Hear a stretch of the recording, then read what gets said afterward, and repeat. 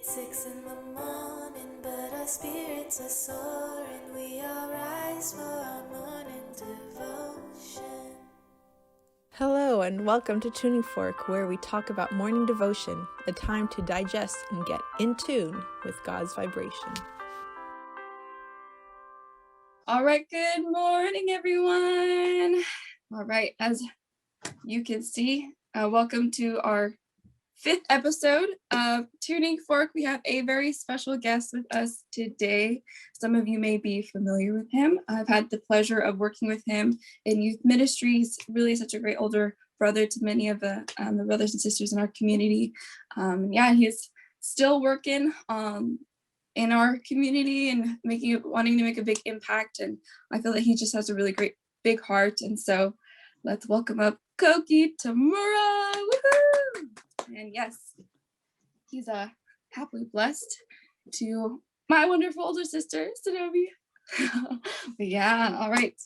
Yeah, today we'll be talking about getting to know him just a little bit, but also how he is inspired and why he continues to listen to morning devotion, and also a little bit what he's doing now with YCLC, and we'll learn more what that acronym is. All right, Kouki, what's up? How have you been? Magandang umaga po sayong lahat. How was that? Nice. Did I do that? That was pretty good, actually. Yeah. Really? It took me so long, and I tried to put it into Google to see exactly what he's saying. It took me a whole week when I was trying to actually find it. Wow. Yeah.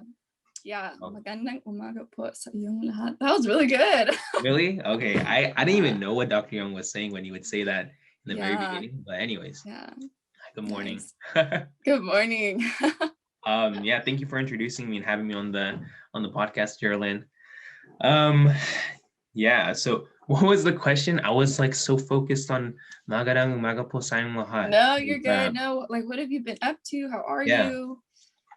Yeah, hello everybody. I'm Geraldine said I'm Kouki. I'm in my final semester of school.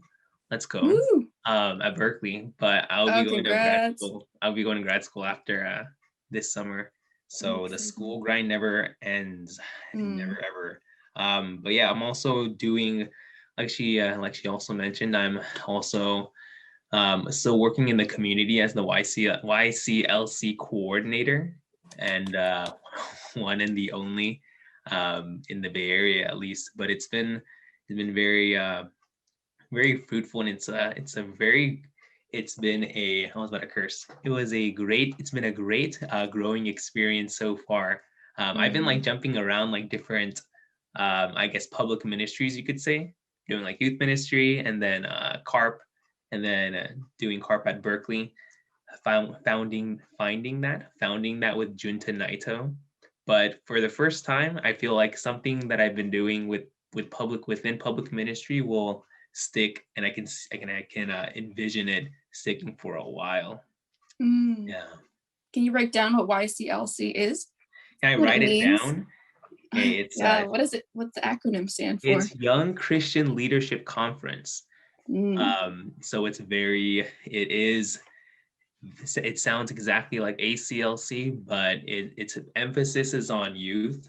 And but I still have the pleasure of working with ACLC and the older generation, but I have the greater pleasure of working with second generation and young people.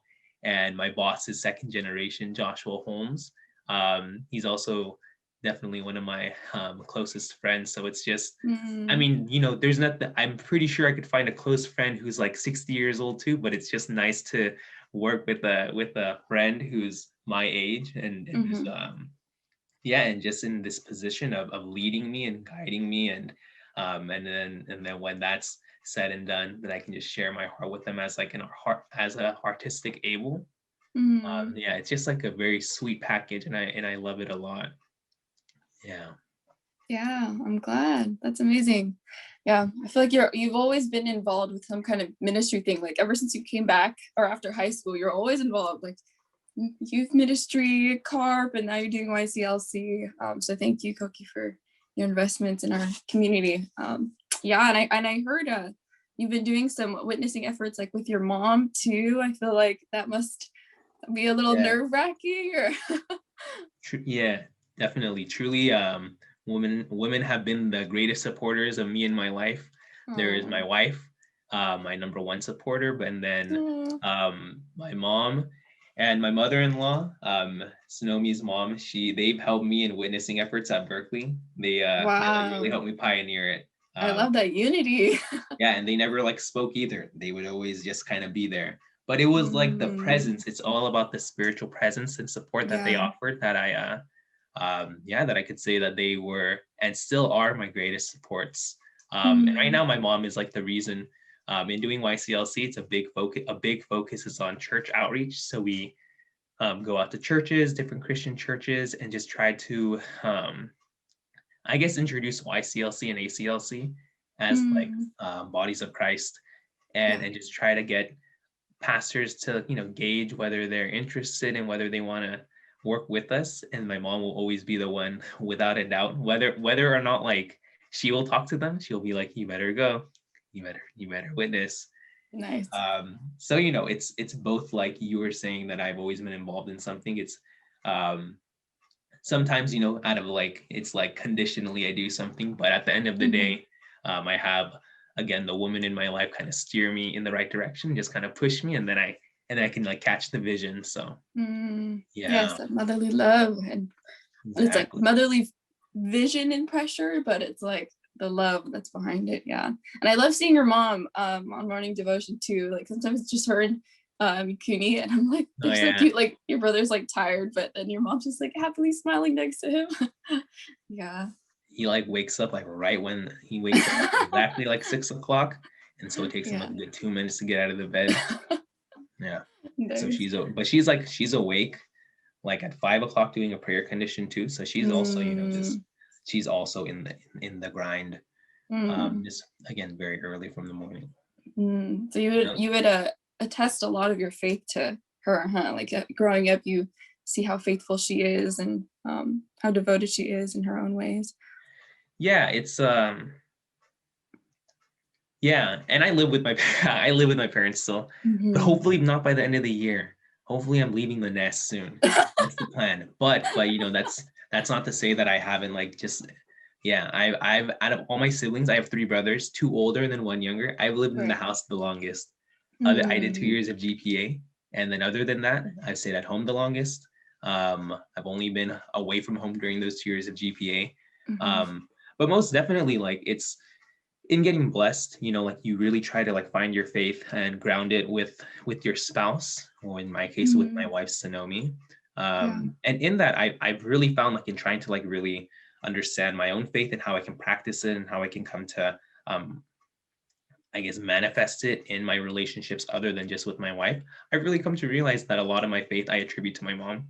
To my parents, but mainly my mom. Just in the way that I think I'd like to think that we're both pretty like driven, like not so emotional. At least like, in terms of like connecting to things like with our hearts and through our emotions. I'm very much like, just if I see something on the road, or if I see something down the road that I should strive towards, then I'll just do it. Very mission oriented. Mission oriented, exactly. I don't want to say that's like the best thing.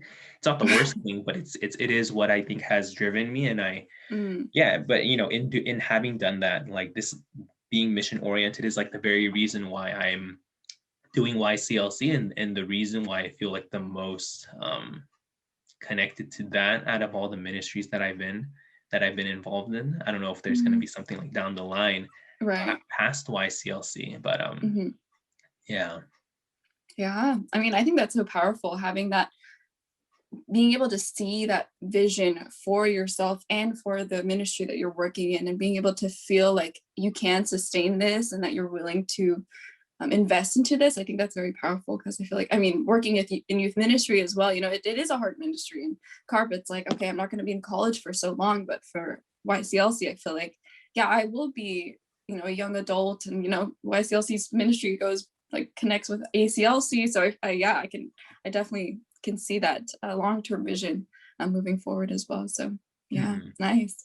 How's in terms of morning devotion, how is like morning devotion really impacted you in either your mission, either your daily life, or however you feel, even why maybe you choose to continue to watch it moving forward after, what is it, like the 160th something episode? Something like that. Yeah. I started watching it, the one where it was in person first after like the sixth day. And I've tried my best to watch it every day, but I guess like more recently, I think, you know how, or more typically the structure is like Dr. Yong will introduce, or we'll talk about Father's words directly, usually pertaining to something about God's heart, God's suffering and sorrowful heart. And then he would like transition to the youth ministry.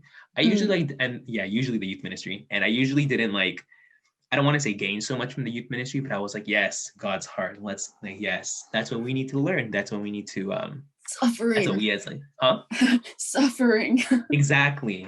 Not that I know about suffering, but I always resonated with that and like that structure and the flow. And like when I would join the the devotion where we would share our reflections afterwards, that's what always stuck out to me. But more recently, like I 100% like just totally resonate, and I'm really grateful for the ministry, the youth ministry talks that he's been giving. Like one that like I've been thinking about, like I don't want to say all day, but I think about at least in the morning of every day and the evening before the morning, is I have to win the dawn, the ministry of the dawn. That was like a few days ago, but I don't know, for some reason it just strikes me as like, you know, everything that I feel like a lot of things fall under that in terms of the youth ministry. Like if I can have a good day of preparation, if I can mobilize, if I can even just do simple things like serving my wife, my family, doing chores, like it just starts with like, it doesn't like depend on whether I have a good day or not, but emotionally and spiritually, like attuning myself in the morning definitely like has good or bad consequences, consequences throughout the day. And if I don't, then bad things, or it's easier for me to, I guess, be distracted. And so anyways, that's just like one that like really strikes, that has really like struck me. And I think about it a lot. Yeah, just like even in small, like really small talk with my family, it's just fun to remind myself of that. And yeah, devotion is also nice just because within my family and my in-laws family, it's just something we talk about. Never really talked about Hundake or guidances per se in the past. Not that we've ever had them on like a national or even like a local level. But even like Sunday service, it wasn't like something of a topic of conversation, but like my whole family just gets behind being able to talk about devotion, and it's just a sweet deal. Yeah. I think that's so beautiful. Yeah, I think now that I reflect upon it too, like I feel like I never talked really about my parents about Sunday service. Like we'll like sit next to each other sometimes still, and then like, oh, we'll just go along to like fellowship upstairs in the church. But yeah, I totally agree. I feel like we're having a lot deeper conversations and about faith, and yeah, thank you for that. Even with other people within our church community too. Like I'll be put in a breakout room with someone from our church community that I have known my whole life, I've seen my whole life, but I realized I'd never had a full-on conversation with until morning devotion. Yeah. But I think that's so beautiful, just with your not just your parents, but your in-laws as well. So it's like you can develop this sense of like a deeper connection with them, not just the fact that you're Sonomi's husband, but like, you're also their son, but a son of faith, a son of God as well. So dang, that's props. that's really beautiful. Yeah. Dang. So anything you're looking forward to within this next couple weeks or months, the rest of this year? That's a good question. One of the great things in working with someone like Joshua Holmes is he's like, I guess like usually in the corporate church ladder, you have to like, there are a lot of rungs, right. That you have to get to like the top, like for Reverend Dunkley, as of like just last year, there are a lot of people that you would have to get through to hear directly from him. I mean, we had the great pleasure of, hearing from him every single Sunday. That's like another great thing. But yeah, and just working with Joshua, I get a lot of updates, like the updates of the updates. Just working with him, he's always in a meeting. If he's not on a call with us, I can imagine. No, we have a call at 5, for at least PST, Pacific Standard Time. We have a call at 5:30 in the morning, and we've been doing that for like the last 3 months for YCLC and preparing education. But he usually is gone like half of the time, not because of anything other than he's just in a meeting, and like from the beginning compared to now, he's just in like a meeting every other day. Yeah, and so with that, it's just nice being able to, it's just not nice, but it's I guess it's always inspiring for me to like just hear the updates directly from what Dr. Yong would say, that's passed to Joshua, that's passed to my team. And with that,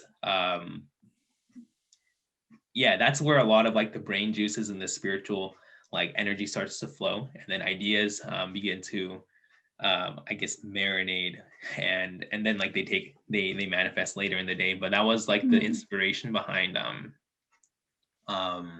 my recent, like YCLC's recent event, Pastor's Vision Night. That was on Saturday last weekend.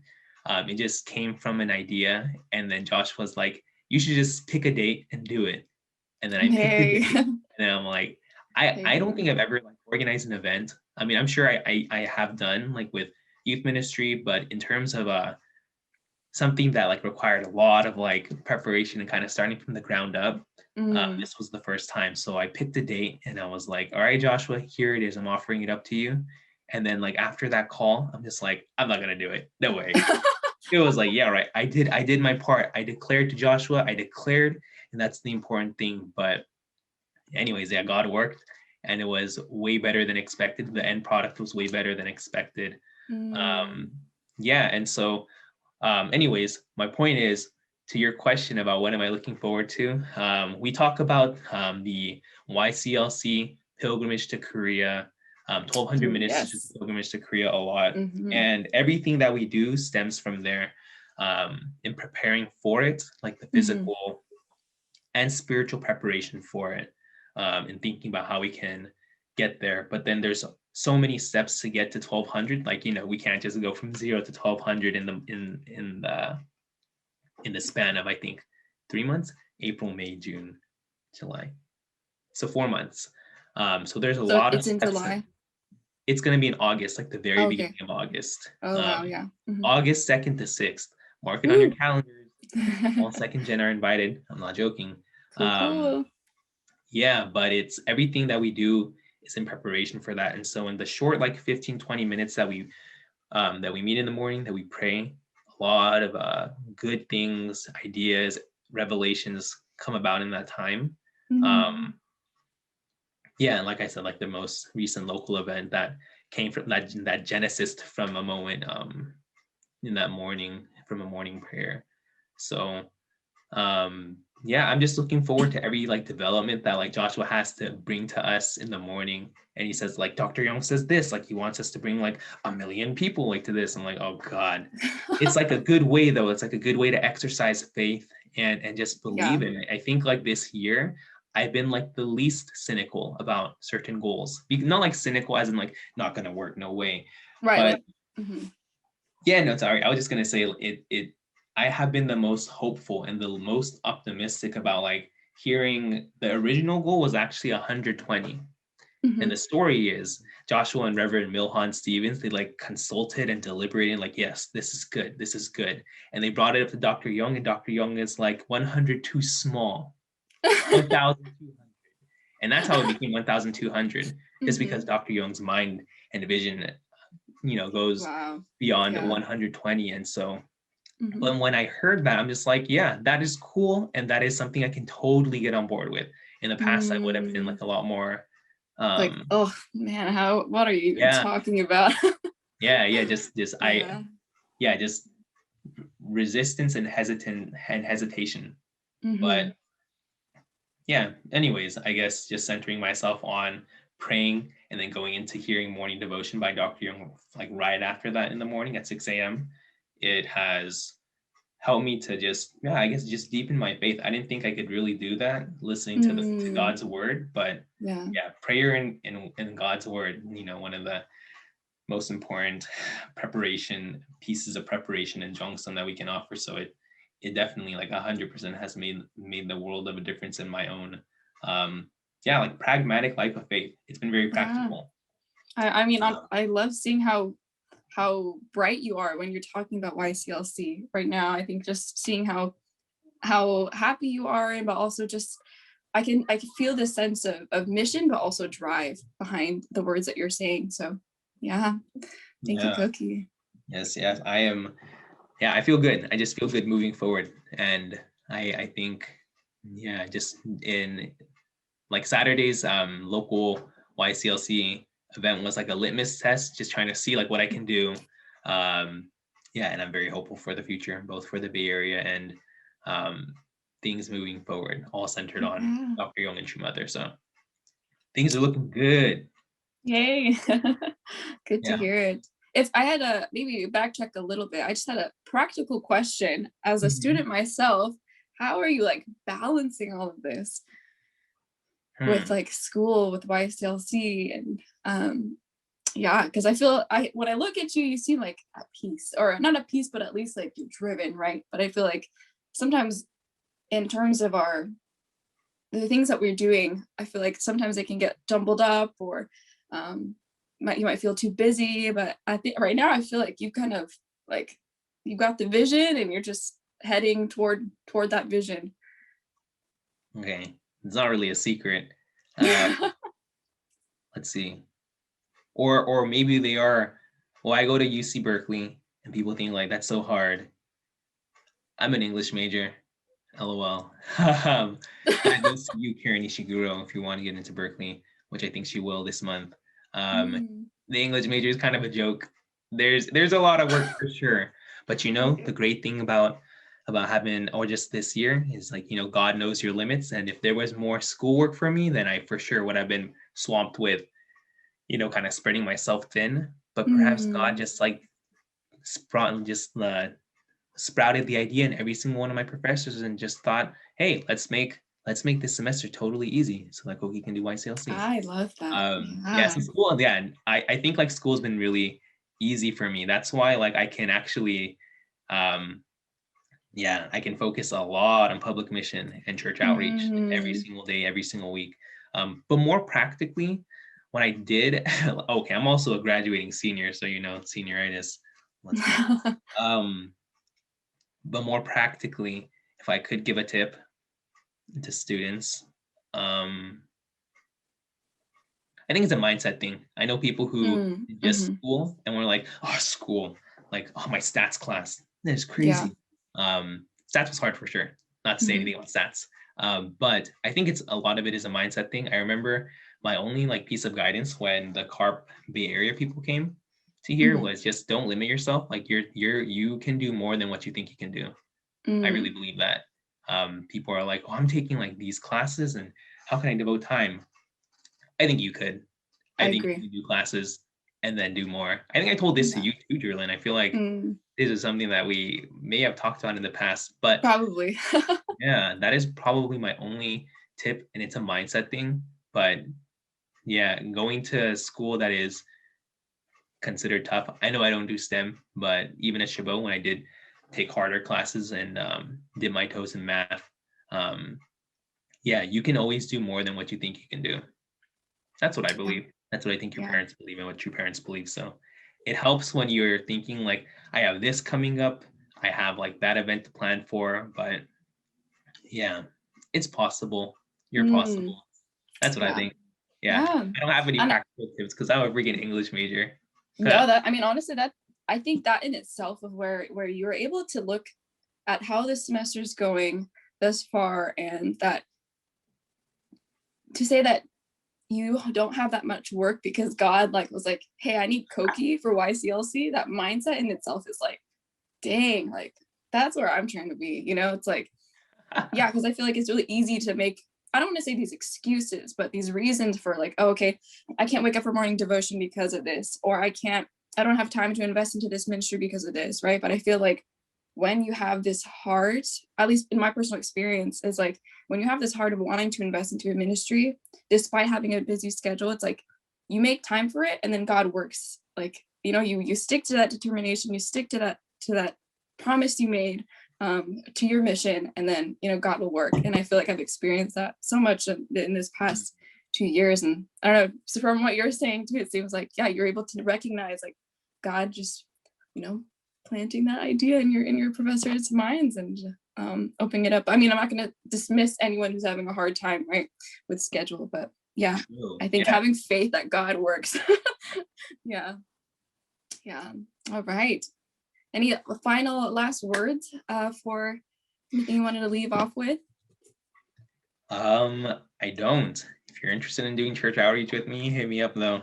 Yeah. Where can people reach you, Kouki? Your Facebook, or we can get them connected to you. Yes, you can reach me at my email, my personal email, my very personal email, koukitamura@gmail.com.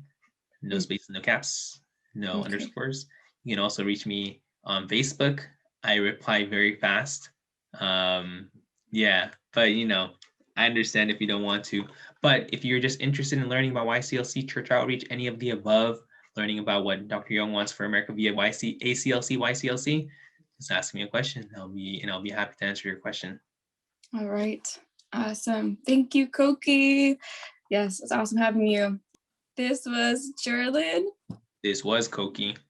Tuning out. Bye. Bye. Thank you, guys. Thank you. Thank you, Naomi Sharf and Faith Wong, for creating our jingle. If you'd like, you can tune in to Morning Devotion with the links in our bio and hopefully be a guest on our podcast. Thanks for tuning in, and we hope to see you on our next episode of Tuning Fork.